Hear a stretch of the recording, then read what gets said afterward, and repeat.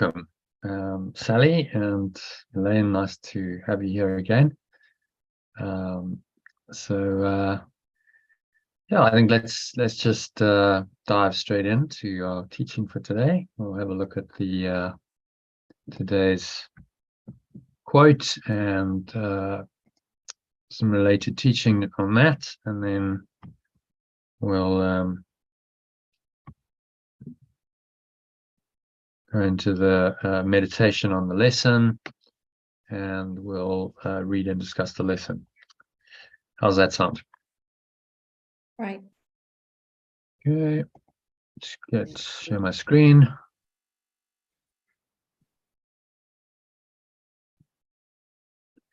All right, so if you can read that quote, which I found on my computer, was on my in my PowerPoint, buried away somewhere. I was like, oh, did I write that? I must have. A while ago. I thought it was a good quote, so it was very appropriate for today's message, today's lesson. So, Isn't that interesting that you found the already done one on your birthday when you needed more time? So the universe gifted it to you. Well, that's often what I do. I just go and I look in my sort of 2,000-page PowerPoint, 2,000-slide PowerPoint presentation. I'm like, okay, what's going on with grace? And then I'm like, oh, I don't even remember writing that, but I must have written it because it doesn't attribute it to anyone. So it's like, okay, well, that'll do. Yeah, you want to read that for us? By overcoming your fear and demonstrating to yourself there is no order of difficulty in miracles, you will convince yourself that in your natural state there is no difficulty at all, because it is a state of flow and grace.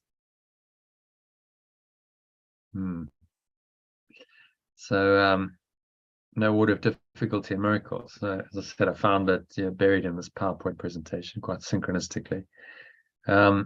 I thought it'd be the perfect lead-in into today's lesson 348. So Elaine, if you want to read the original and then the alternative underneath that. Yeah. Your art of letting go. Yeah. I have no cause for anger or for fear, for you surround me, and in every need that I perceive, your grace suffices me. Alternative. There is no reason for anger or fear. The perfect love surrounds me, and in every need that I perceive, its grace is enough for me. So it's a nice, comforting lesson, this one. So there's really no need, no reason, no cause for anger or fear, no matter what seems to be happening. And in every need that I perceive, its grace is enough for me. So what he's saying is, whatever needs arise, you'll be guided, and all of the needs can be met in this very kind of flowing way. So I just wanted to explore a bit of the relationship between grace, what is grace and what is flow. So grace is the state of being who you really are. So it's your true self. It's being in the pure formless awareness of perfect love, as we call it. And being who you really are isn't actually difficult, because it's your true nature. It's natural. When you say something's natural, that's really the most natural state. It's our original state without any illusions superimposed upon it. So this is why there's no order of difficulty in miracles, because there's no difficulty in being who you really are. The two are connected, as Yeshua teaches us in this in the first principle of miracles, in A Course in Miracles. So Sally, if you want to read that one for us, this is first principle of miracles. There is no order of difficulty in miracles. One is not harder or bigger than another. They are all the same. All expressions of love are maximal.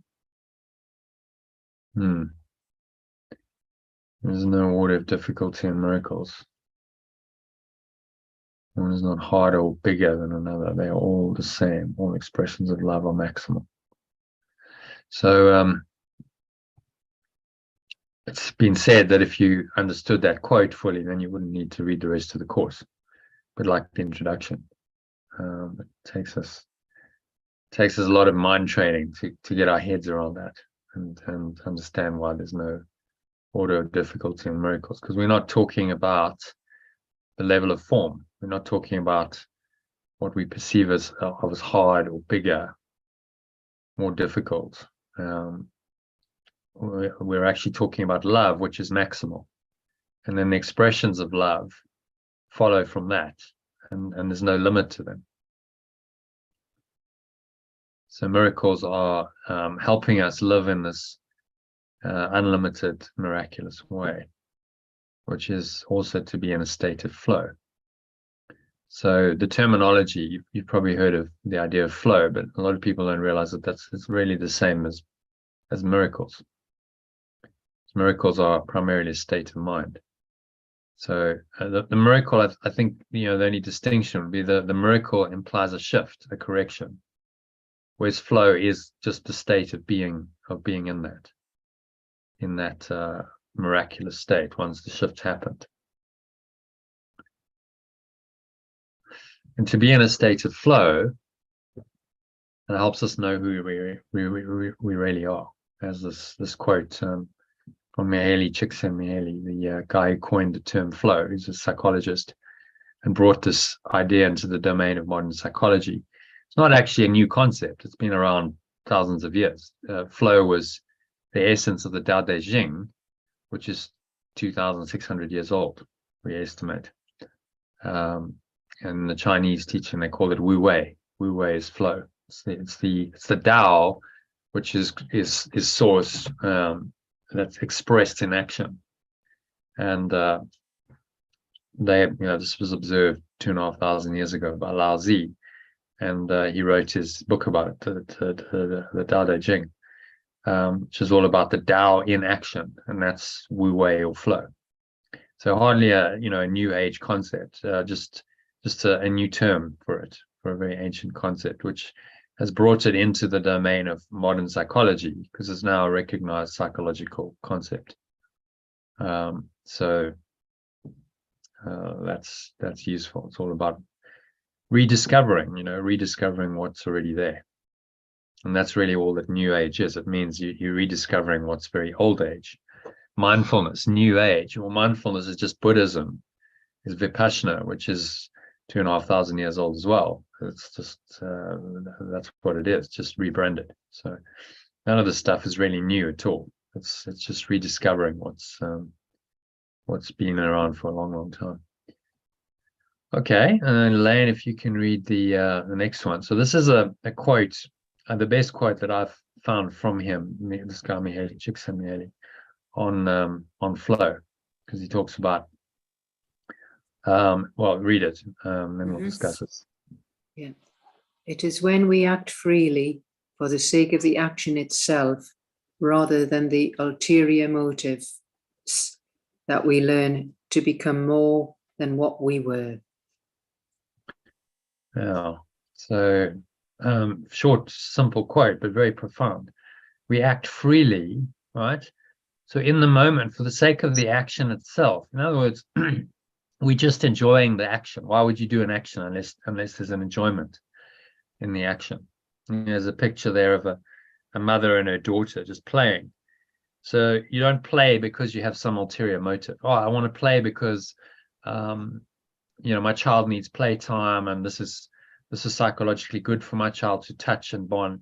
No, you just play because it feels good.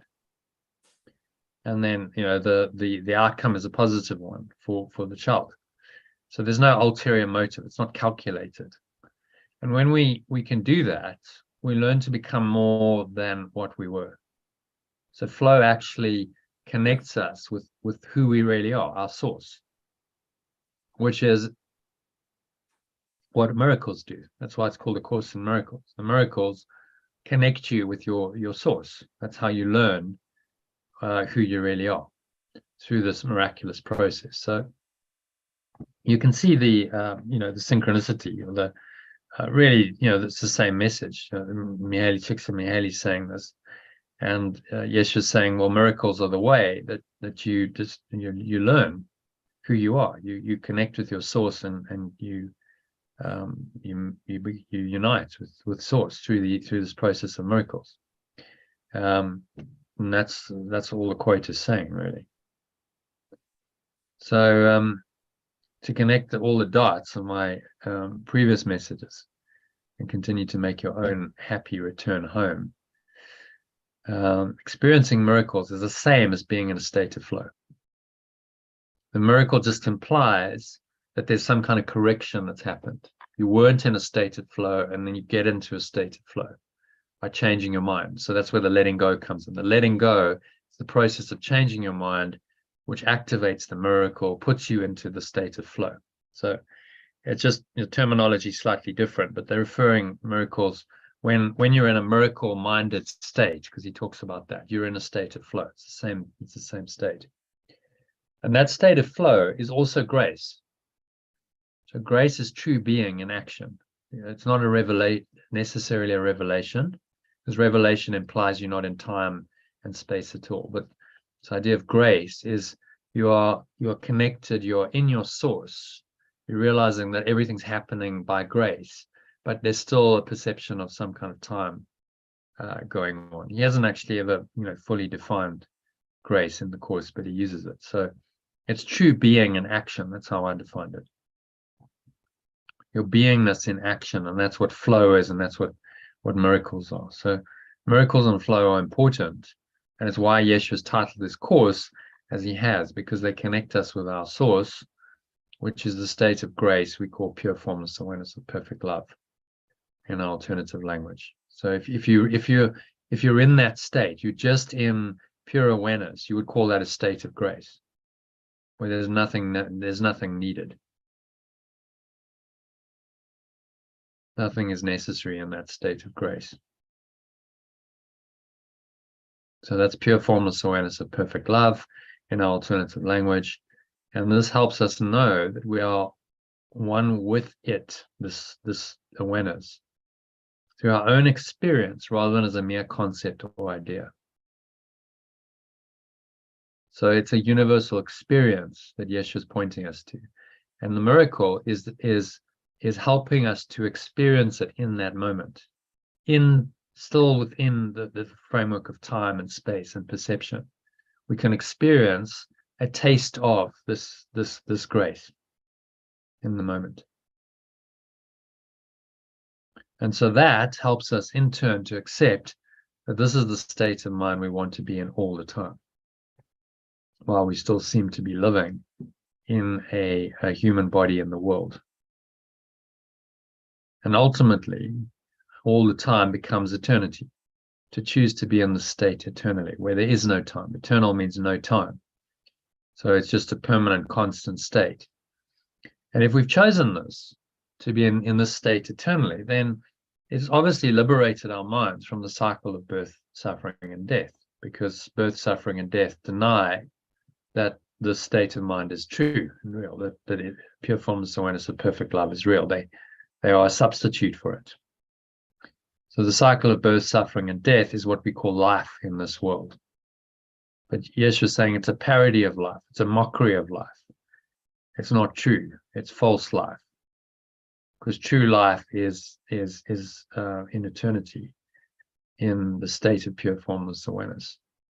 That's where your life really is. So this helping us to accept the state of mind, the state of grace, established us in heaven, which is the state of pure formless awareness. And that's our home. Yeshua calls it heaven, he calls it home in A Course in Miracles. And so he's saying the way home is through this process of miracles, correcting your mind, correcting your perception, experiencing the grace in action, which is a flow state, which feels good, it feels happy, it feels peaceful, it feels enjoyable. And the more we experience that, the more it's taking us in the right direction. So it's opening our minds to the ultimate experience of pure formless awareness, of perfect love, which is heaven or home, as he calls it in A Course in Miracles. And so every time you do this, every time you correct your mind and you enter a state of flow, which is a miracle. And take another step on your hero's journey home. It's another step in this journey of awakening. And so he's given us these lessons and these exercises to do, to help us to do that, practically speaking, to correct our perceptions and enter into a state of flow when we feel like we've gone out of it. So just keep going back into it and keep restoring your mind into that state, and sooner or later you're going to start to accept that that is your natural state, because that's where you're spending most of your time. See how it works. So any questions on that? It's quite a simple teaching, but I thought it'd be useful just to put it all together and talk about flow and grace and miracles in the same teaching, so you understand, the connection. In fact, they're the same. Flow and miracles are the same, and miracles and flow are grace in action, coming from the source, then just expressing or extending in words and action. Yeah, And we do something sort of dropped- see. Yeah. Something dropped in while you were talking. Something doesn't make sense in saying it out loud, but I felt something drop in about courses about a change of mind. I mean, in words, I knew that was the case, that it was a mind training program, but the way you described it, so I could feel something go, okay, it's about correction of thinking, it's about a change of mind. There's something went in, I could feel it go in. It's like an aha. Yeah, well, it's interesting how that happens. You just get you can't really necessarily put your finger on it, but it's a deeper insight. You go, oh, okay, so that's what this all is about. So the miracle is that change of mind. Flow is when you've affected the change of mind and you're in a state. So the miracle points to the idea of a transformation in mind, moving from one state to another. That's why it's so useful. Flow doesn't quite have that. Flow is just you're in that state. The miracle's like, no, well, you can move from an unflowing state, an unhelpful state, into a flow state through this practice of forgiveness or letting go. That's what gets you there. That's the mechanism of the transformation of the miracle. So letting go leads to miracles, which is both the process of that transformation of mind and the end result. When you're in a state of flow, you could say you're in a miraculous state, or you're miracle minded. So he uses the miracle language. So it might be helpful if you go, okay, well, the miracle is a correction in perception, and then that puts me into a state of flow. So you distinguish those two. Just use different language if you find it helpful. If the miracle works for you and you understand, that it's both a process and a state of mind, then that's fine. So is that similar to, remember that? Sorry to interrupt. Is it similar to that, when I asked you about, when I'm looking at a beautiful flower or looking into my puppy's eyes, and but there was something you were going to say that they do die. So I got a bit confused about that. Is that like a flow state when I just get that moment of beauty? Yeah. Yes, and you're connecting to a deeper. There's something deeper, transcendence about the experience. But not getting attached to it. I think you were going to have a little chat about that. Yeah, the key is don't get attached to the form. Just see the essence. So you see the puppy, you see the flower, and there's a moment of beauty and connection, and you feel it. It's kind of heart expanding, and it feels really good. The danger is the ego can then get attached to that and go, oh, but I don't want to lose it. Yeah. Yes, especially. And then I feel very sad when that that flower dies, or the puppy dies eventually. Because dogs it grows up and it's no longer there. And but actually that moment of essence, just connecting with your essence and your source in that moment, is pure. There's no That's ego. like a flow. That's what you would call a flow. Yeah. So that's a flow state. And there's a miracle in there, a miracle of grace. You state of grace. You're just seeing a beauty. You're seeing grace as something transcendent in that moment. You're connecting with it, and that's there's nothing wrong with that. Just as long as you don't get attached to the experience. And you Right, go, 'cause I'm "Oh, getting well, I can only confused. get this." What happens is people say, I can only get that state of grace if I see a puppy or if I have a flower, or, you know, and and then there's Right. an attachment develops. But that's not the case. You can see it everywhere. You can see it That's in any artificial. form of life. Yes. It's possible. So with you have no attachments. Like, well, I can see it in a flower, I can see it in a puppy, I can see it in a human being, I can see it even in inanimate objects. I can see it. That's why, you know, in the course we'll get to lesson 1. He starts talking about tables. You know, just you can see everything in a table. It's an inanimate object, but you can see everything, reality in a table. So what I see in the puppy, that beauty I can see in that plain old table. Yes. All right. Because the Interesting. beauty is the essence of everything that underlies everything. That's what he's trying to train us to see. So, and, you know, not to be attached to the form of it. Or I can only see it in a puppy because the puppy's so cute, or a flower because the flower's overtly beautiful. You know, you could see it in a rubbish tip. You could. Right. Maybe harder, but you could, because Right. it's there. And it's, you know, so could you go into a rubbish dump and see it there, and then go into a beautiful, you know, nature location and see it there? That's the question. And you could. It's possible. Wow. Take a bit of mind training, but Yeah. hi, Aurelie. Hi. So Hello. Hi. Hello. Hello already. yeah, any other thoughts or comments, questions on this teaching on flow and miracles and grace? I don't know if have you read this already? We've just read it. So did you read the teaching this morning? Did you get my email, by the way? Yes, I You did get received. my email. Great. Okay. You mean for the thank you email from registering, right? No, I sent you this email as well. You would have got this. When did I send it out? About lunchtime. So you should have this. Just make sure you're getting my emails. Yeah, I had Oh, put that's easy. the primary inbox. I don't know why it wouldn't come.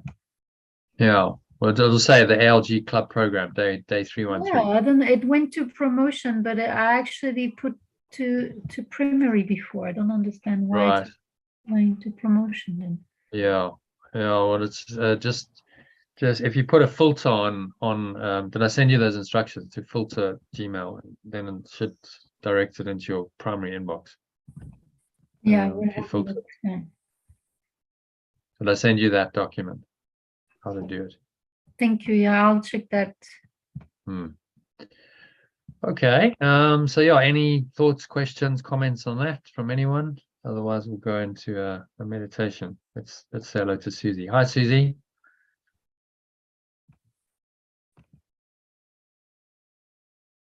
Welcome. Any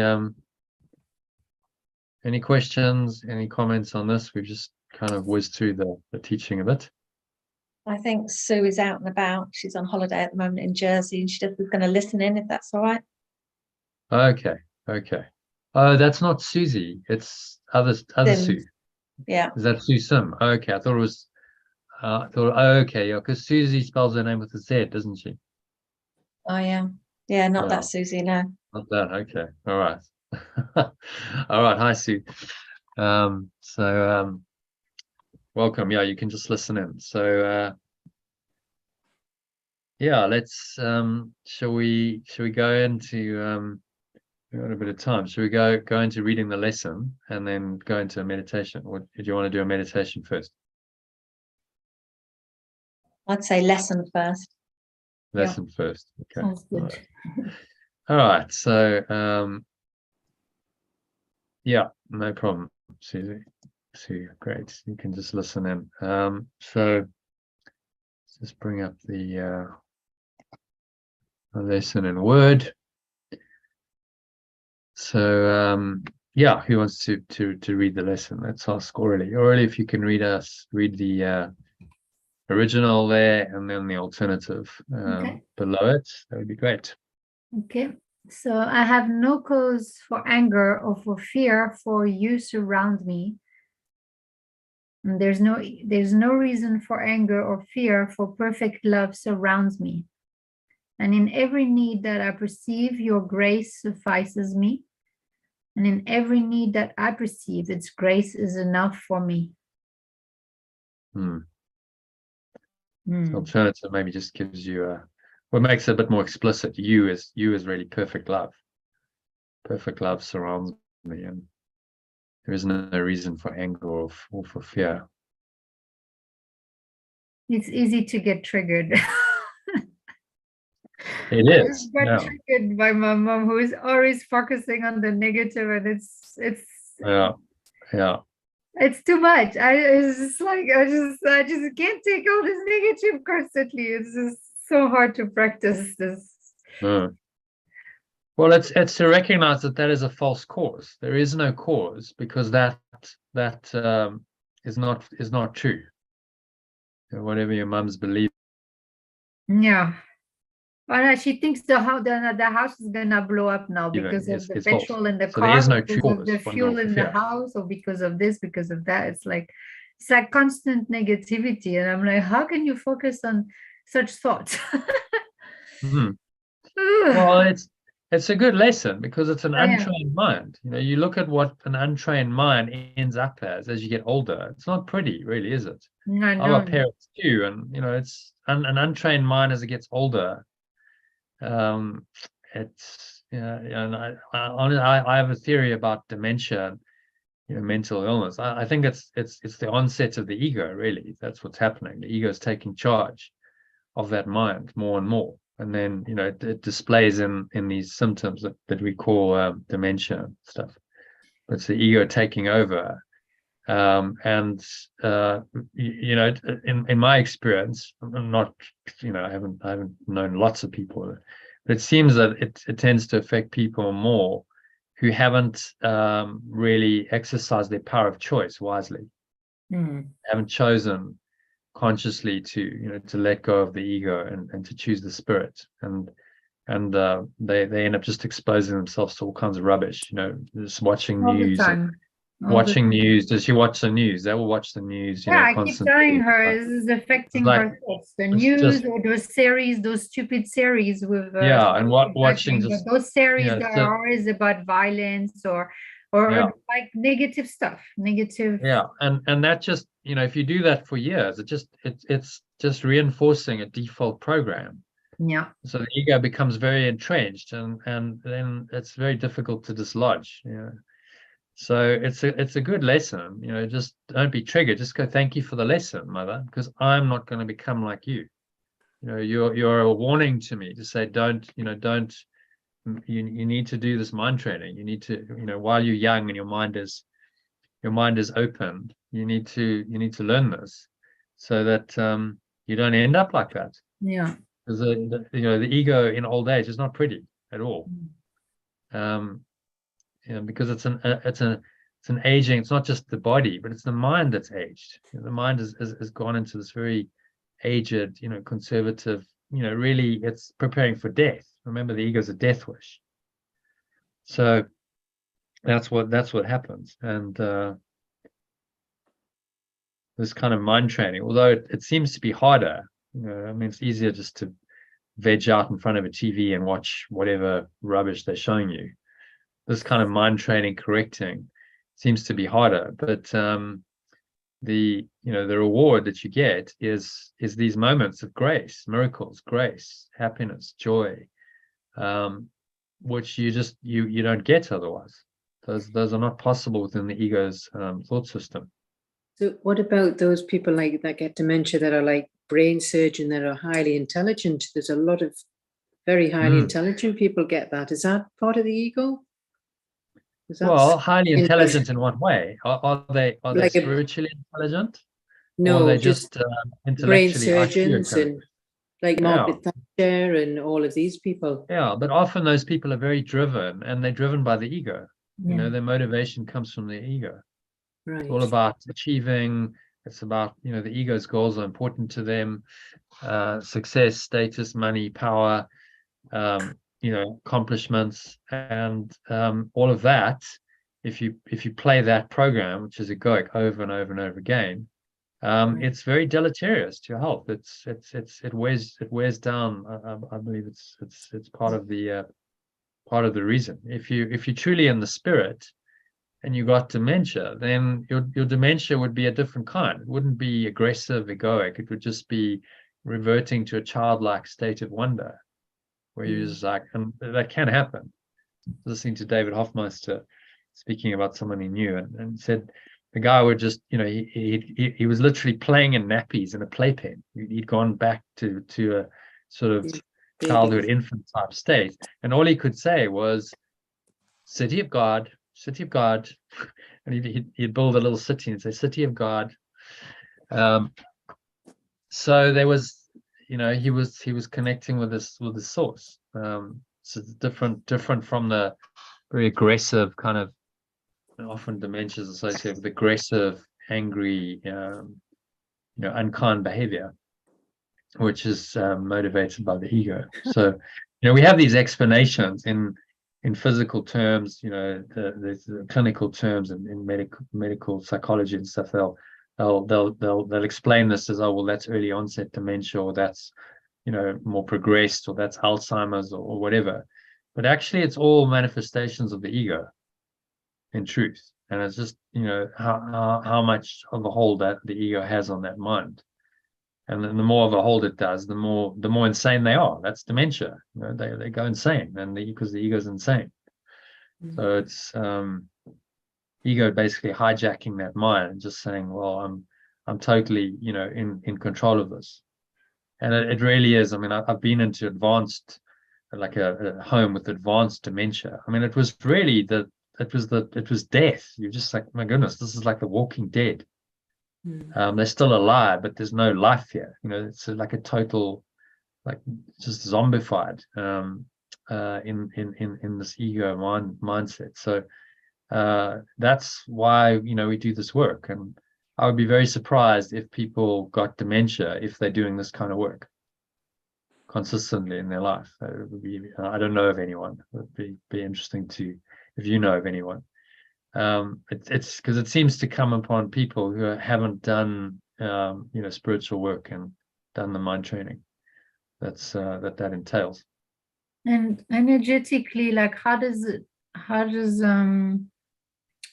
work? Like, do you think that energetically we can also get influenced or affected actually by this kind of energy that's constantly negative? Like, Well, if you allow yourself to, already, if you allow yourself to. But what he's training us to do with the course is not to allow yourself to. He's saying there is no cause for all of this. So although you're being exposed to this apparent negativity, in your mind you can override that and say there is no cause, because this is false causation. What I'm seeing is false. So why am I reacting then to something that's false? It doesn't really exist. The ego is non-existent, and all of its effects are non-existent. So if someone's believing in the ego and they're projecting that negativity onto you, you don't have to honor that as a true cause. You can ignore it because it's not true. It takes some mind training. You got to apply a lesson like this and go, okay, well, I still have a choice as to how I perceive this. Do I perceive this as real or not?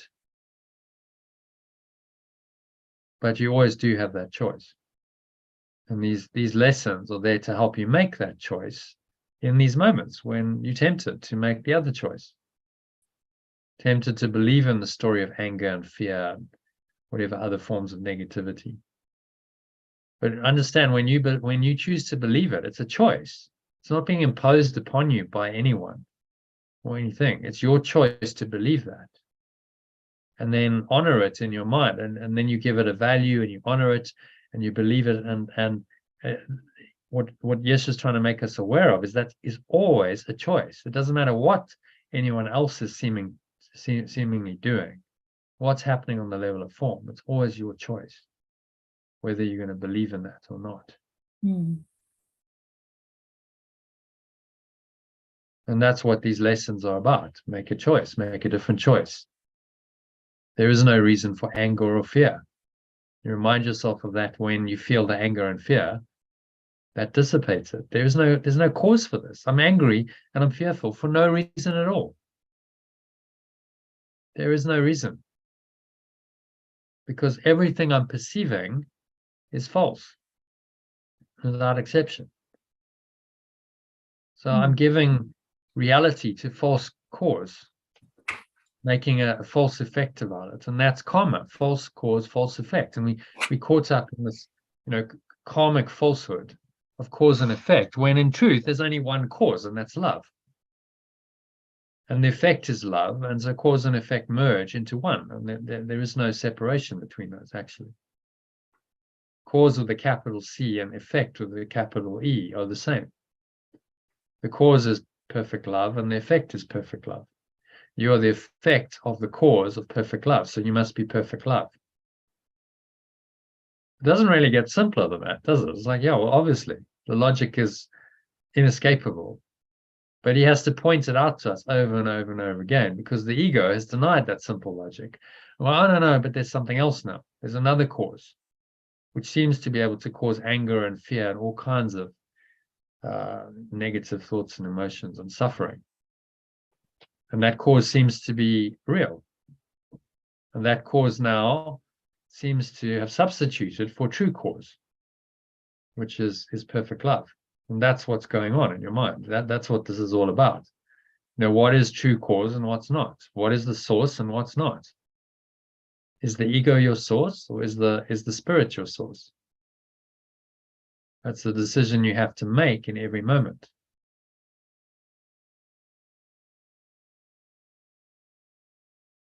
But if you make the right choice, then in every need that I perceive, so whatever seems to be happening, there seem to be needs on this level.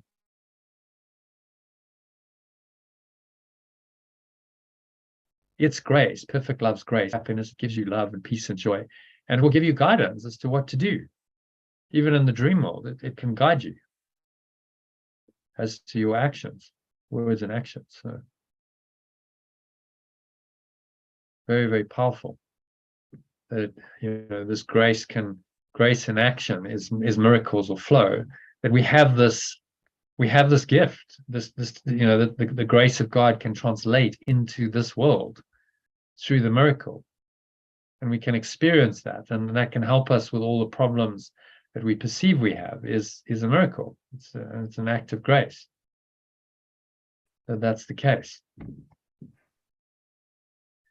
Okay, so number one, if you can read the original, we'll do it sentence by sentence. So Elaine, if you can read the first couple of sentences. Father, let me remember you are here and I am not alone. And the alternative, my source, let me remember you are here and I am not alone. Okay, and number two. And surrounding me is everlasting love. I am surrounded by everlasting love. Three. Yeah, okay, you can do three as well. I have no cause for anything except the perfect peace and joy I share with you. And three, there is no reason for anything except the perfect peace and joy I share with you. Yeah, so no reason, no cause for anything. So the ego seems to have created a logical thought system, but it's not reasonable because it's false. So there is no true cause there. That's all we have to realize. So there's no true reason. No matter what's happening on the level of form, there's no true reason for anything except the perfect peace and joy that is shared with our source.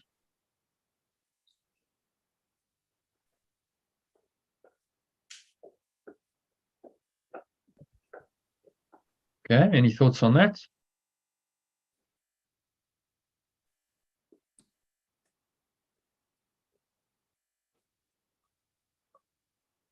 Right. Okay, so let's do number 4. Let's ask Sally to read that. We can read 4 to the end of it. What need have I for anger or for fear? What need have I for anger or fear? Surrounding me is perfect safety. I am perfectly safe. Can I be afraid when your eternal promise goes with me? How can I be afraid when your eternal blessings are with me? Surrounding me is perfect sinlessness. I am perfectly innocent. What can I fear when you created me in holiness as perfect as your own? When you extend me in pure formless awareness of love as perfect as your own, what can I fear? Yeah, quite.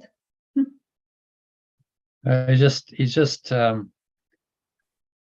clever because he's doing it as an affirmation. That's why he does it in the first person, because he wants you to accept it. So you say it as an affirmation. I am perfectly safe. I've changed some of the language because I think it's more powerful to say I am than surrounding me is. It's more direct. So I am perfectly innocent rather than sinlessness is surrounding me. Surrounding me is perfect sinlessness. To make it more impactful, I am perfectly safe. I am perfectly safe. I'm perfectly innocent. And realizing that your safety comes from your innocence. See how the two are connected. You will not feel safe unless you feel innocent. Because if you feel guilty, then you'll feel like you deserve to be punished. And that's a very unsafe state to be in. Do you see that? So safety and innocence go hand in hand. You can only have perfect safety when you know that you're perfectly innocent. As long as there's still ego in your mind, believing that in sin and guilt, then you cannot believe that you're perfectly safe. You'll believe in fear. Because you'll believe that there's actually something's happened. There's an error, a mistake that now is worthy of punishment, and you can be punished. Does that make sense?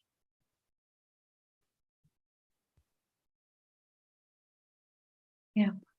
When you extend me in this awareness, in pure formless awareness of love, as perfect as your own, that's what you are. When you extend me in this awareness, you are that awareness extended. We use the word extension because we seem to be separated. So it's part of uniting our minds. But in truth, you are that. You've always been that. There is no other awareness. There's just that awareness. And that's your true awareness. So it's just realizing that. But in our dream, it seems like there's a kind of an extension into our mind. And that now we awaken to that. It arises more in our mind. We say, okay, well, there was a movement, a shift. Extension implies some kind of change, doesn't it? That I was in a sort of more contracted state and now I extend. In this expanded state. And if I'm in that state, what can I really fear? Because everything's perfect in that state. That's the state of grace we talked about. If I can operate in that state, then I'm in flow. Then I'm miracle-minded. I'm living in the domain of the miraculous, is to live in a flow state. And I'm guided. So everything that's needed is given to me. Whatever thoughts, words, actions I need. Well, those come from this state of mind. And if I just need to be quiet and still, then that's what I'll be given.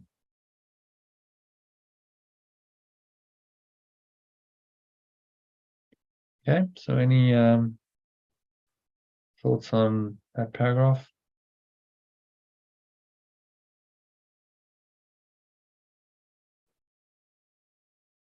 Any comments or experiences you had with the lesson you want to share?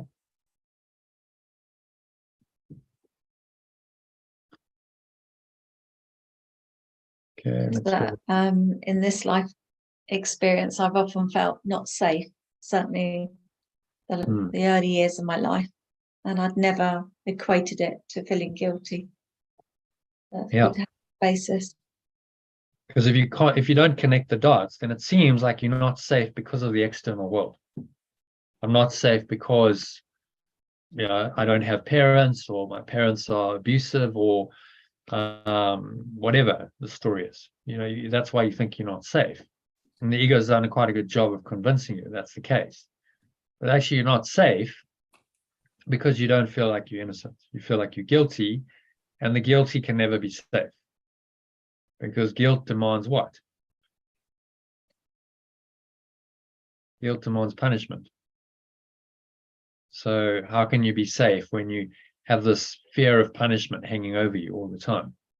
That's what fear is. Remember, false expectation just appearing real. So let's tab across back here. Let's go to the back to our diagram. See here that what underpins the ego's individual identity is guilt and sin, and guilt and sin are directly responsible for fear. Because fear is the false expectation of punishment appearing real. False evidence appearing real as well, because the expectation of punishment will bring the evidence of that punishment to you. You see that? Probably all heard, you know, that acronym, false evidence appearing real. Well, it's evidence of the thought system of guilt and sin that produces fear. And Yeshua's saying this is a belief system. It's a thought system, which you must expose. You must look at it, understand what it is, expose it in your mind, and then decide against it. And say, there is no cause for this. See, there is no cause for fear and anger because there is no individual self, because there is no thought of separation. So there's no individual self, and there cannot be anything to feel guilty for. Because nothing's ever happened. There is no individual self. You're still one with this awareness. So how can fear, which is then a result of guilt, and anger, which is a further result of that, because fear and anger go hand in hand. If I'm fearing something, then I'm fearing attack, and I feel like I'm a victim, and then I feel angry because I'm being victimized, I'm being unfairly treated, and now I feel like I should be angry back to get my own back. But all of that is a result of guilt and sin, you see. But the guilt and sin aren't real because the individual self isn't real. So you can't feel guilty for something you never did. You understand the logic of what he's teaching us. So it just neutralizes it all at its cause, at its source. There is no cause for separation because there never was an idea of separation. So none of its effects, guilt and sin and fear and attack, none of this can be true because there is no cause for it. Because there never was an idea of separation. Never happened. And that neutralizes the ego's entire thought system. You know, right? You pull the roots from, you uproot it. I mean, how do you weed a garden? If you just chop off the weeds in the top, you know it's going to grow back. You have to go to the roots, and you have to uproot the weeds. So that's what he's asking us to do with the manifestations of the ego, guilt and anger, fear, and so on, is to really get to the core and uproot it and realize that it has no source. There is no justification at all. There is no good reason for fear or anger, because there's no good reason for guilt, because the separation never happened. You never did separate from God, so you can't be guilty for a crime you didn't commit. You see the logic? That's the Holy Spirit's logic. And that in every situation will neutralize whatever the ego story is and take you out of the dream back into God, love, oneness, pure formless awareness. That idea, that it's never happened. The ego is going to tell you you're in la la land, that you're insane, because how can you deny these you're seeing it? So how can you deny what you're seeing? You know, your mother's negative. Well, how can you deny that? You know, she's negative, so it's obvious. But that's the setup, you see. The ego set us up to make guilt, the effects of guilt and sin, apparently real. So those become obvious to us, and the truth is then obscured. So that's not obvious to us. It's not obvious to us when we're in the ego. The veil of illusion covers over this love, oneness, pure formless awareness, and it's obscured to us, and it's not obvious to us anymore. And what becomes obvious is the ego reinforcing system, and you just keep believing in it and going round and around, trying to find your way out of this mess, because it is really just a mess. And you'll never find your way out until you're willing to accept this teaching that none of it's true, none of it's real. Then you bring in the Holy Spirit, and the Holy Spirit will then reinterpret everything from this perspective of perfect oneness. And that's the only way out. There's no, if you believe in this, then it's a self-perpetuating system. You get stuck in that belief, and then your belief creates the reality, and you judge it as real, and you perceive it as real, and that reinforces your belief, which creates more of the same projections. And you get stuck. And we've all been stuck in that projection, perception, feedback loop for many, many lifetimes. And now he's giving us a course to get in between there and say, no, because you're not at the effect of these apparent causes in the world, because these are all illusory. So you can break that self-perpetuating, self-reinforcing cycle of cause and effect and go, because it's all false. You see how that breaks it in your mind, and it starts to deconstruct the ego, which then frees your mind into this awareness, which is freedom, and that's where you'll find peace internally. So you don't need to come back and play these silly games anymore. There's no point. You realize there's no point to any of this. The idea of separation was just a pointless idea. So Okay, does that make sense? Yeah, so it's the ego that makes you want to run away from the situation. Or is Yeah, it just because it's a way, fearful like of a it. mechanism, like a self-defense mechanism, so Yeah. you can get affected? Because that's because- fear, the fight or flight response. I'm either going to fight this anger, I'm going to attack it, or I'm going to run away because I can't deal with it. But either response makes the cause real, doesn't it? Sorry? Either of those responses, whether you decide to fight the apparent threat or you decide to flee from it, Mm-hmm. either of those responses makes it real in your mind. Yeah. And then you respond to the unreal with various thoughts and actions, and you're enslaved by it. And there's no end to that. Because if you make the external world real, then there's always going to be something to threaten you. Yeah. So he's saying, the only way out is this single interpretation of the ego's dream by the Holy Spirit, or the remembrance of oneness, which is that none of it is true. It's all false. That's the only thing that's going to work to free your mind from the dream. Yeah. So it's still not true. You just say, no, it's not true. Oh, that's not true. Oh, that's still not true. And you keep reminding yourself of that. And, that requires a lot of discipline, a lot of mind training, because the ego's negativity, we know it's legion. It's what makes up most of the world. Most people in this world are asleep, and so they are being controlled by the ego, and the negativity seems to be the truth for them. And then you're dealing with that, and it all seems to be true, doesn't it? Mm-hmm. But you have to keep reminding yourself it's not true. It's an illusion. It's a setup. I've been set up to be upset and to believe in this thought system of guilt, sin, fear, and attack. And the world is the setup to believe in this. But I still have a choice. I don't have to buy into the setup. I can choose otherwise. Yeah. With this teaching. Unfortunately, now we know. Now you know this. Well, you always have that choice. You might not always exercise that choice correctly immediately, but you'll know that it's there. And so sooner or later, you'll use it. Maybe you just have to suffer a bit before you go, oh, okay, I'm back in the suffering of the ego. Okay, I need to forgive you. I need to let it go. And then you do, and that's when you find relief. And the more you find the relief, you go, oh, that's amazing. That feels really good. Why don't I do more of this? Why don't I do that all the time? Well, why indeed? If it works, why not, just make forgiveness or letting go your way of life? This is what you do by default.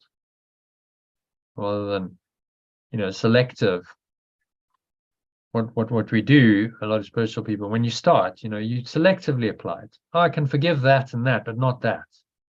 Because that's too big or that's somehow different. And we make exceptions. And yes, you're saying to us, there are no exceptions because the truth is true and illusions are false. All of them. So there are no exceptions. So this is a course in training you to not make exceptions to the truth. And he's saying that's the only way out. You make one exception, well, then suddenly you've made the false true, haven't you? Because that one exception now is true in your perception. Well, that makes all of it true. So it's an all or nothing deal. You either accept the ego entirely or not at all. I'll accept the spirit entirely or not at all, because they are opposite states that contradict each other.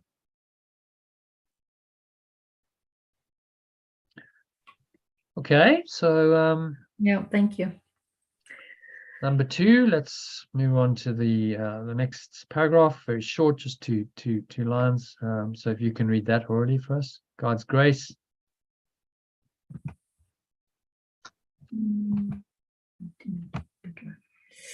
God's grace suffices us in everything that He would have us do.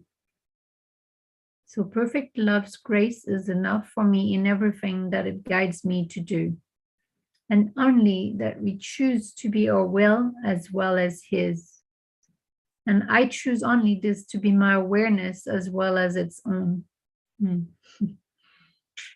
Yeah, so just, the alternative just gives you maybe a different perspective. It makes it, suffices is quite old language. So is enough. Perfect love's grace is enough for me. Everything that guides me to do. So I get the guidance from a state of enoughness. I'm not coming from a state of I'm not enough, and therefore there's not enough in the world. Because the ego's so-called motivation is always coming from a place of lack and scarcity. I'm not enough. There's not enough in the world. Okay, now I've got to try to fix the problem. And that kind of relates to what we had yesterday. So the session is like, don't try and fix the problem because that's coming from a state of lack and scarcity. You're acknowledging the reality of the problem then and saying, okay, well, now I've got to try and fix it. This transcends it. Grace says there is no problem, right? There is no problem. So by God's grace, we are saved because there is no problem, ever. If I can accept that, then I'm in a state of grace, which is to be miracle-minded, and then I get the guidance as to what to do to solve the apparent problem, which is not really real in my perception. So I might then do something. I get guided. Let's say my car's broken down. I get the guidance to do something about it, but it's done in a state of grace. So there's no problem. I'm not in the problem state when I'm doing it. You see, I'll give you an example which actually happened to me. I broke down once. It's quite late at night. I was on my way down to Durban to spend some time with my sister, and I knew she wanted to go to bed early. So I was like, oh, my initial reaction was, well, I didn't break down. I had a puncture, just to clarify. So my initial reaction was, why did this happen? A lot of resistance, cursing, and I had to pull off, and I'm like. And that, fortunately, I'd done some of this work at this stage. It was quite a long time ago, but I still had enough awareness to go, okay, this isn't going to get me anywhere. Resisting this, making this into a problem, and fretting and stressing about the problem is not going to solve the problem, is it? Just makes it worse. So I just accepted it. I said, okay, it is what it is. It's a flat tire, so I need to just change the tire. I'd never done it on my own, actually. So it was my first time. It was like, okay. But just get in the moment and allow yourself to be guided. I was like, okay, well, I'm just in the moment. I'm going to unpack the boots, and I got into the flow of it. And so it was grace in action that guided me to then put the wheel on, to do the thing. All went pretty smoothly. And within about 20 minutes, I was on the road again. And afterwards, I was, I'm actually quite glad that happened, because, it was a test, and I passed the test. I didn't get stuck, and momentarily the ego was there for a minute or two, but then I managed to let it go, entered into a state of grace or flow, and it was fine, and the problem was solved. See, so that's what can happen. I didn't make it into a problem and stress about it. I just did what was required.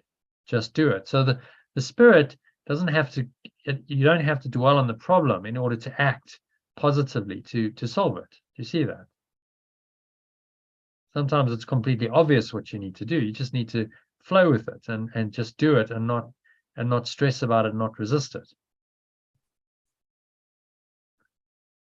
As in that case, it was obvious. Okay, we'll change the tire, but if I'd been in a wrong state, I might have gone, okay, well, I'll phone the AA to do it, and then I have to wait for hours, because they wouldn't have got there for hours. I could have done it differently, but the acceptance, the letting go, led to, and that's what's meant by acceptance.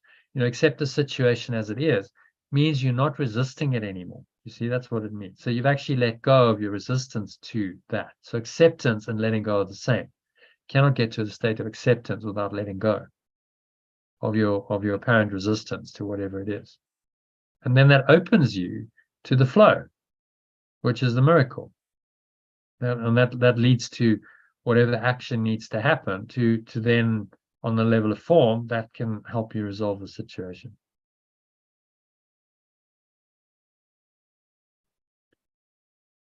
Does that example help? Yeah.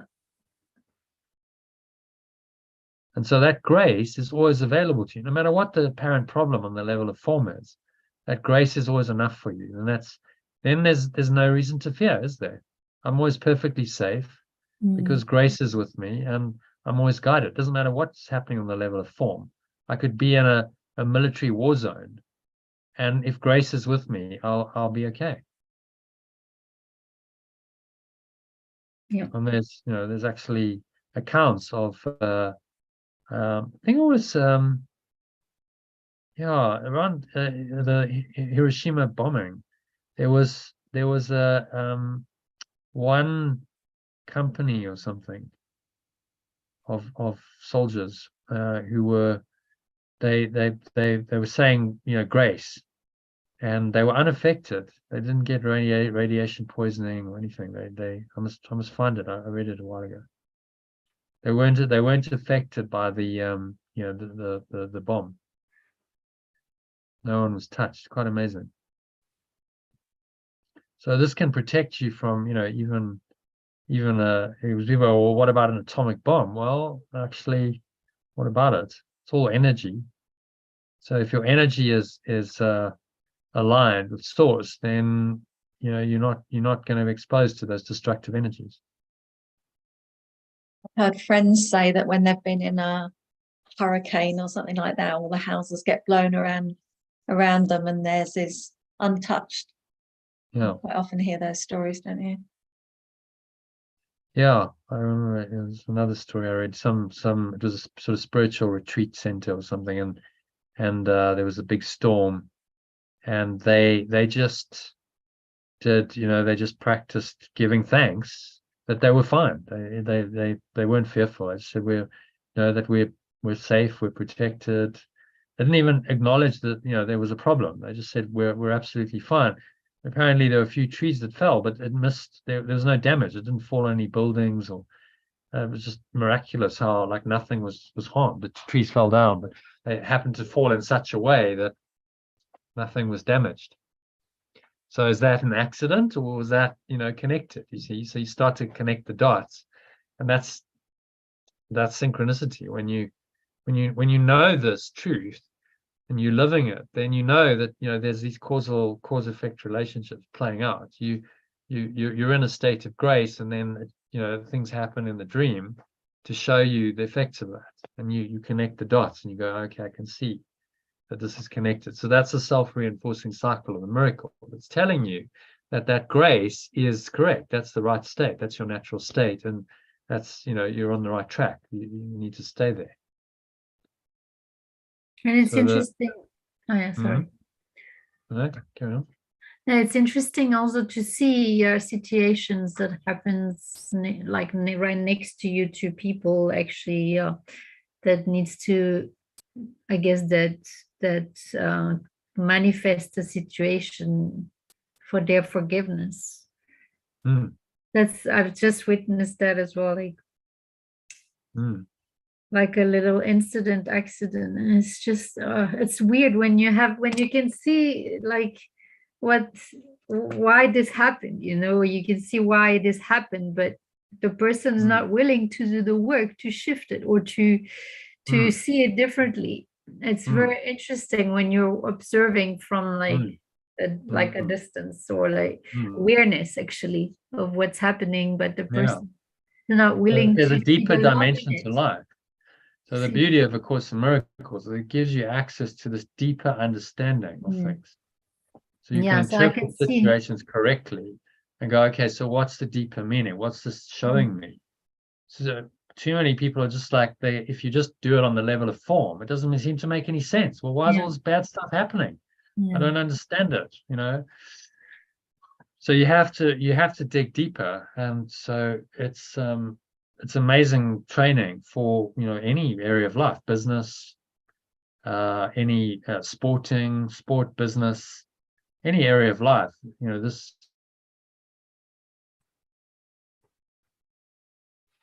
this training can really help you to learn understand what's really going on. So you don't get stuck in these ego traps going, why did this happen to me? I don't understand it. If you look carefully enough, you will understand it. With this teaching, understand it. It's not always the truth you want to know. You see, that's the thing. Because it's like, oh, it's me. Actually, I've created. There's a common denominator in all my life experiences is who? Me. that's who's always there. So I'm blaming someone else, but actually it's always me. So I've got to look in the mirror and go, okay, well, if I keep getting that kind of feedback from the environment and other people, then maybe it's me. Oh, okay. So maybe I've got to let go of something in me rather than blaming someone else. Which then brings you to the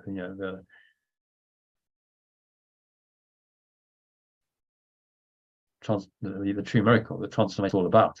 And that's what the ego doesn't want you to do.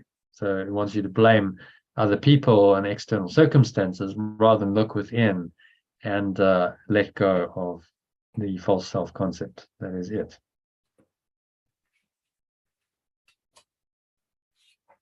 Okay, so any other thoughts on that lesson? A good one. They short, sweet, to the point. They point us, all the way to the truth. Grace.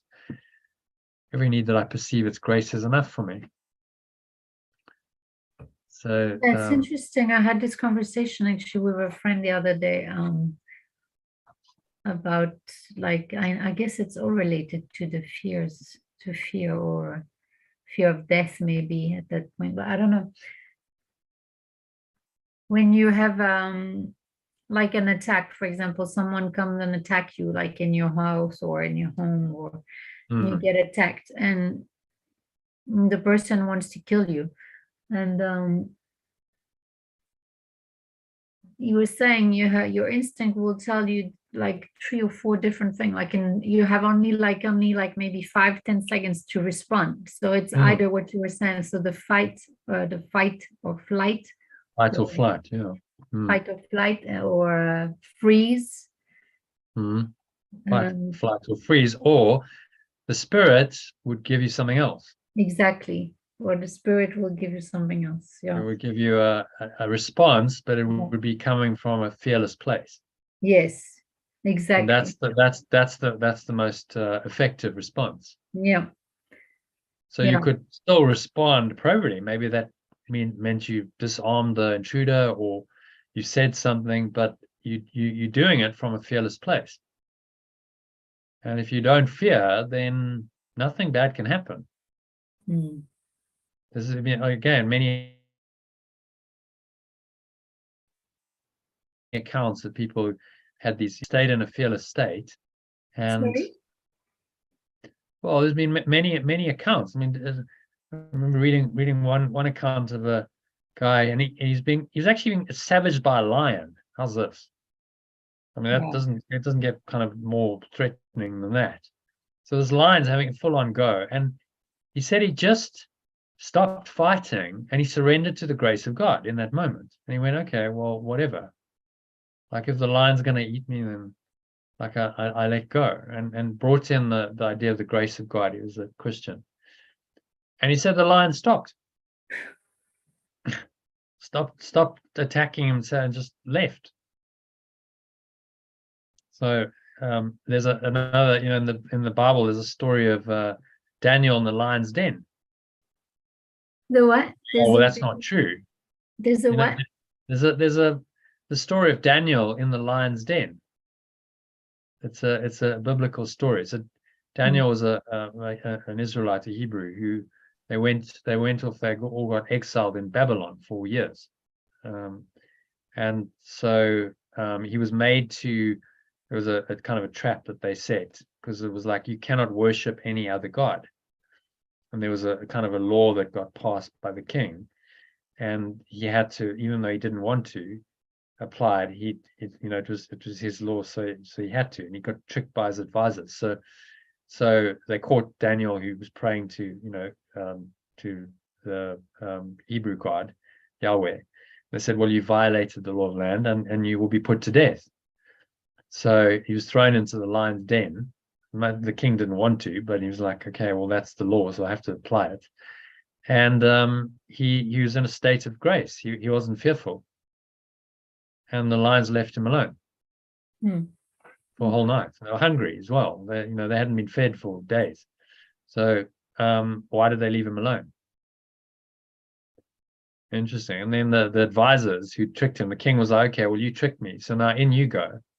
And they got munched straight away. I was like, Wow. nice meal for the lion. So yeah, if you're in a state of grace, there's also in a similar, in the same book of the Bible, it's recorded that these Hebrews also, they wouldn't bow to another god. They were thrown into the furnace, thrown into the fire, and they didn't burn. They came out unscathed. People go, oh, well, that's just a story. Well, maybe it's not. Because maybe there's such a powerful energy around them. Remember, this is all energy. We're living in the matrix of energy. So if you can change the energetic state around you, then fire is just energy. That fire wouldn't necessarily need to hurt you if you can change energy. So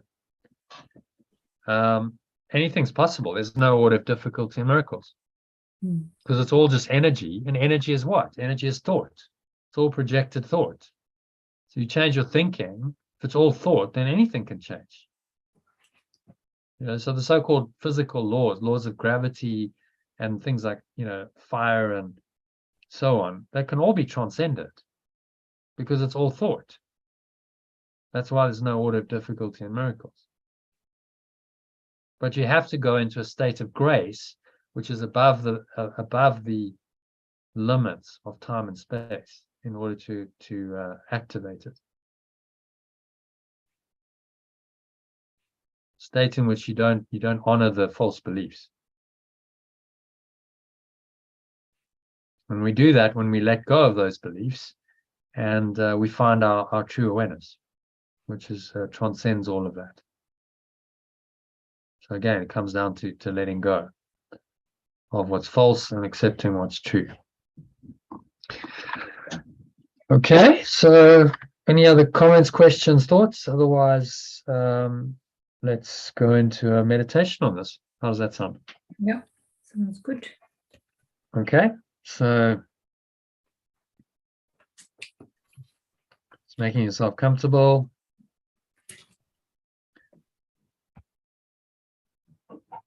Putting yourself on mute. I'll put you on mute already. So sitting comfortably with your feet shoulder width apart, back straight. Cup your hands in your lap. Close your eyes.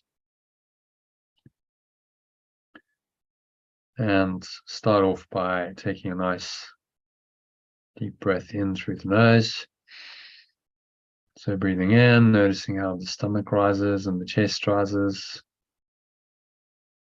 And the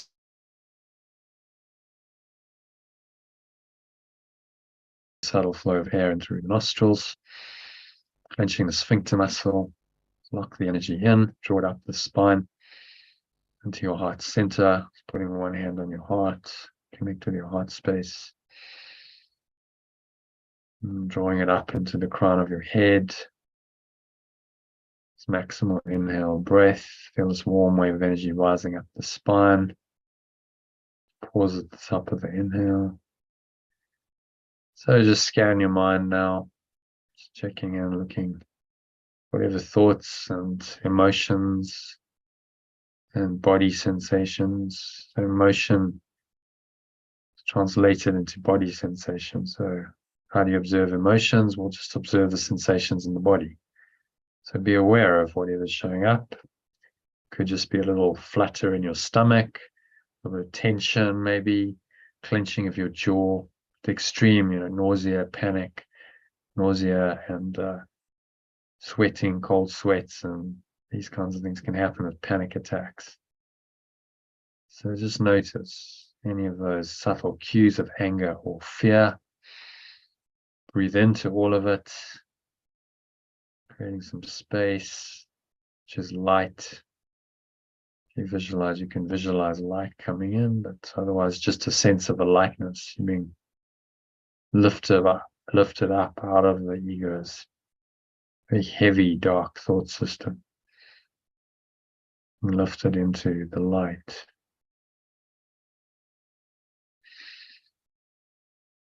So breathe in again.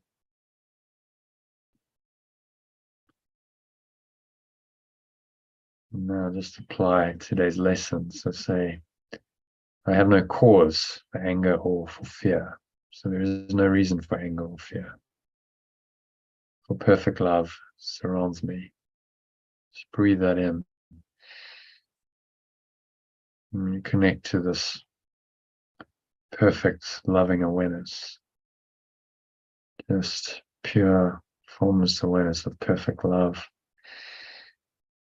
Breathe it into every pore, every cell of your body, every part of your mind, every fiber of your being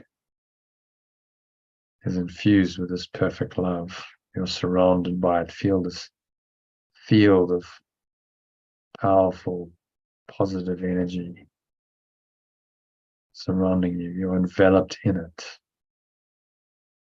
This is actually how it works.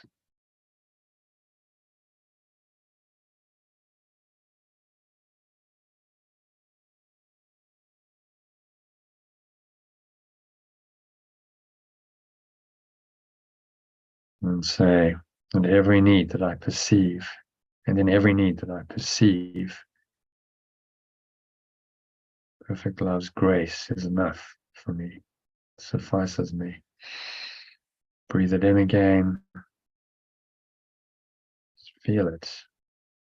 Every pore, every cell, every muscle of your body, every part of your mind, every fiber of your being is in this grace. Grace of God, the grace of perfect love.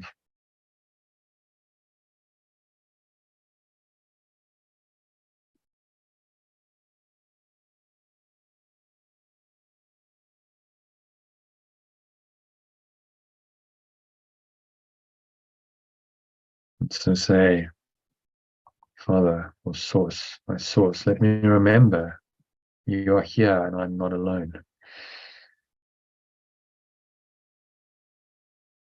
Invite this presence in again with your breath. I am surrounded by everlasting love. Surrounding me is everlasting love. I have no cause for anything except the perfect peace and joy I share with you. There is no reason for anything except the perfect peace and joy I share with you. What need have I for anger or for fear? Breathe in again. I am perfectly safe. Feel that safety in your heart surrounding you. Surrounding me is perfect safety as the original.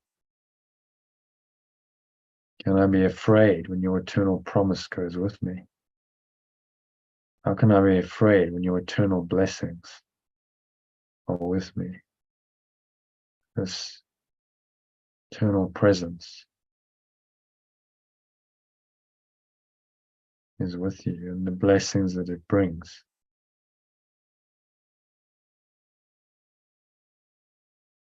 I am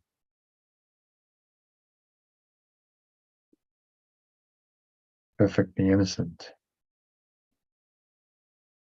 Perfect innocence surrounds me. Breathe it in again. Breathing in the essence of this innocence.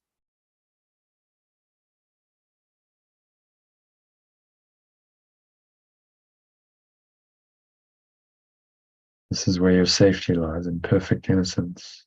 I'm perfectly safe and I'm perfectly innocent are related. I'm perfectly safe because I'm perfectly innocent.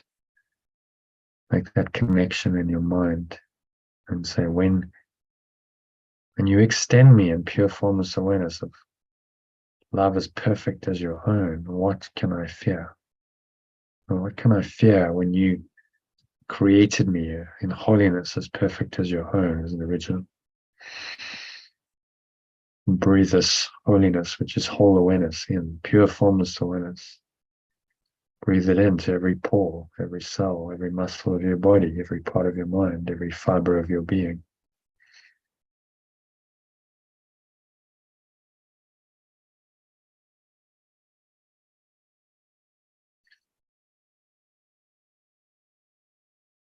You're infused with the grace of God.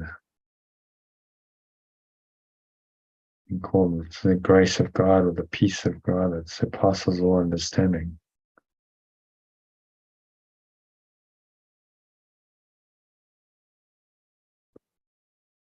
You're in the peace of God that surpasses all understanding.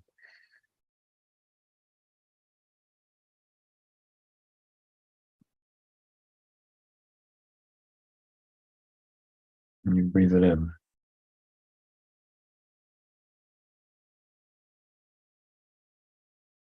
And you rest here in a few moments in this perfect grace. So God's grace or perfect love's grace suffices us in everything. So it's enough for me in everything that it guides me to do. And I choose only this to be my awareness. This is my only will, which is also God's will. Choose only this to be my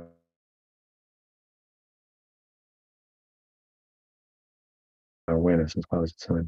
So exhale on the truth of this and just let go of any other awareness.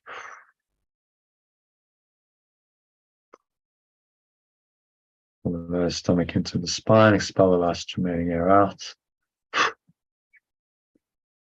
And just rest here in the grace. God, the grace of perfect love.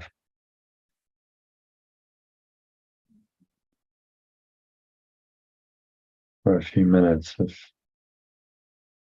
deep silence. There's nowhere else to go, nothing else to do, nothing else to think about. Just breathe in and out through your nostrils. Be aware of the breath flowing into the nostrils and out of the nostrils. So that's an anchor into the present moment. You just focus on the breath and you're not thinking about anything else. And in that state, grace can come. Grace can only come in the present moment. State of grace is to be fully present, connected to your source. Cannot come whereas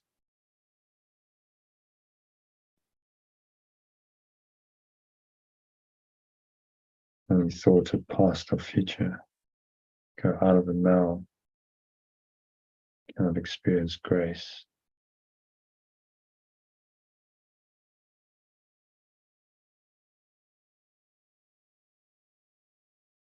And just surrender into this grace, this perfect beingness, just purely innocent.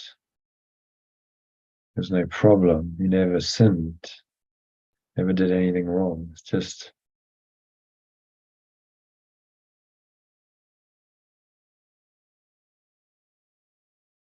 your formless awareness of perfect love.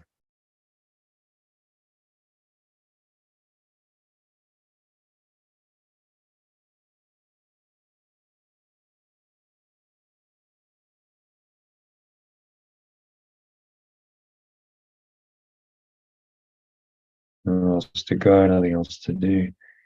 Just breathe, relax, sink inwards, going deeper with each breath into the state of grace. Surrender to the experience of it, trying to control it, manage it in any way. You just open your mind to experience the grace that is always there, has always been there for you. Next couple of minutes of deep silence.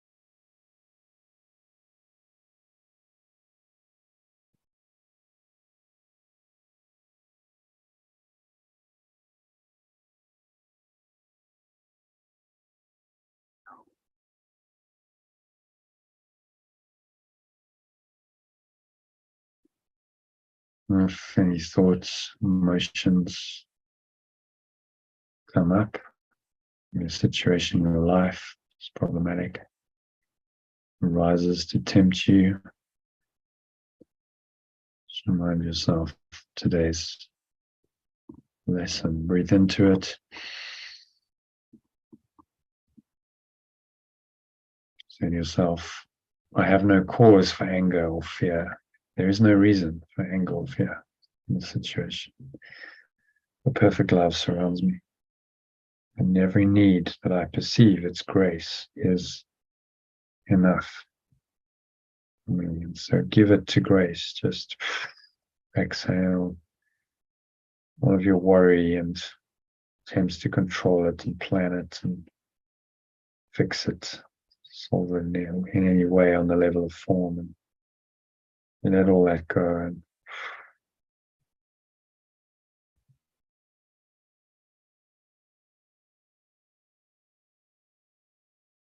And just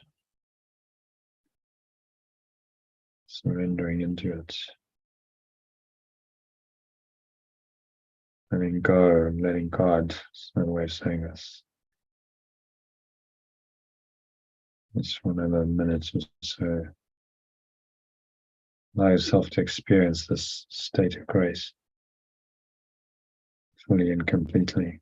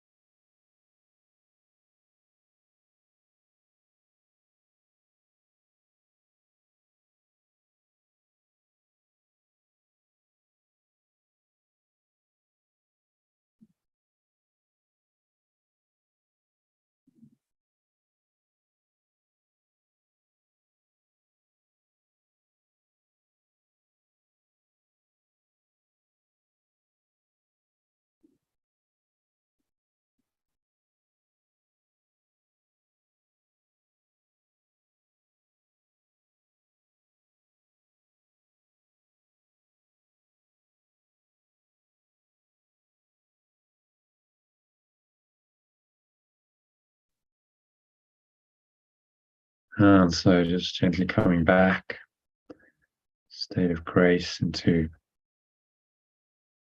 awareness of the body and the breath, senses and the world. And on the count of 3, you're going to open your eyes. So 1, just breathing in. Noticing how the stomach rises and the chest rises, and the subtle flow of air in through the nostrils. Pausing at the top of the inhale. Smile. Just check in, scan your mind. Notice any of those remaining obstacles to grace, blocks the awareness of love's presence. Any fear, anger that can show up as a little bit of anxiety about an outcome. Anger can just be frustration. There's a resistance and aversion going on to something in your life. Just notice all that one more time, just let it go. By remembering there is no reason for anger or fear. The perfect love surrounds me. And in every need that I perceive, its grace is enough for me. So on the count of 2, exhale. Just blow away any of that remaining darkness. It's like a dark energy leaving you. It's going, gone. No nothingness that it really is.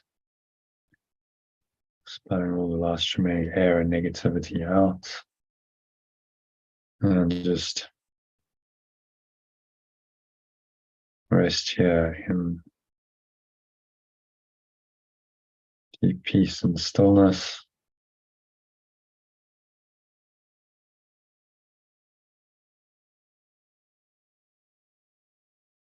So notice the weight of your body pressing down into the chair, your feet touching the ground. Notice what you're feeling with your hands and touching. There's a subtle taste in your mouth. Notice that. Notice what you're smelling as you breathe in. Notice what you're hearing, surrounding environment. But notice all these things without judgment. So it's just being aware of the senses, but without interpretation. It's interpretations of our sense perceptions that are fuel for the ego. We interpret them from our self-concept, the separate self-concept, and they cause us endless trouble, pain, suffering, misery. It's a misinterpretation. So don't go there. Just don't interpret, name, judge, label in any way. Just aware without that interpretation, and notice that that's a very peaceful state to be in. So this peace, accessed hopefully quite deeply over the last 20 minutes or so, is still there even while you perceive with your senses. So now on the count of 3, you're going to open your eyes. And just take a minute to ground yourself back fully into the so-called reality. The visual sense is the most dominant for most people. So you look around, but again, don't judge anything. Just observe it casually. Don't interpret anything. Focus on any object randomly. Don't give it a meaning. Don't name it. Just notice this underlying state of awareness. Still there, the peace that you felt, the state of grace, still there, even though you're perceiving with your body's eyes and the other senses. Look at something else. Notice that state of grace, exactly the same. Doesn't matter what the object is. Do that for half a dozen objects. Just spend a second or 2 on each one and notice that it's the same state of mind. It's the same grace or peace. It's always there. And that teaches you that this grace is always there. And it's enough for you in all the needs that you perceive. You can always access it. Go there for comfort, safety, and guidance. So I wish you a very safe, comfortable, peaceful, guided state, guided evening.